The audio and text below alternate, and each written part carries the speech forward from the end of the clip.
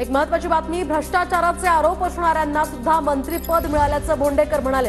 पक्षात योगदान नसणाऱ्यांना मंत्रिमंडळामध्ये स्थान देण्यात आल्याचा सुद्धा या ठिकाणी आरोप नरेंद्र भोंडेकरांनी केलाय। कार्यकर्त्यांमध्ये यामुळे नाराजी आहे, तर उपनेते पदाचा त्यामुळेच आपण राजीनामा दिल्याचं भोंडेकरांनी म्हटलंय। आम्हाला अपेक्षा होती, मात्र निराशा झाली, अशी ही खंत त्यांनी बोलून दाखवली आहे।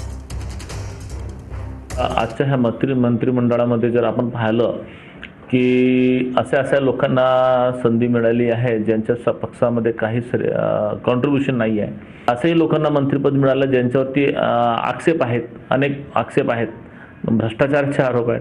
परंतु अशा असताना आम्ही तरुण, आमच्याकडून आम्हाला जी अपेक्षा होती जर आम्हाला मिळालं नाही तर ते थोडंसं दुःख वाटते। कार्यकर्त्यांची भावना फार तीव्र नाराज झाले। तर ठीक आहे म्हणलं, मी आपले राजीनामा पाठवून दिला ना, कार्यकर्त्यांना सगळ्यांना सांगितलं की बा आपण राजीनामा पाठवून दिले आहेत, ते पक्षश्रेष्ठ ठरवेल काय करायचं।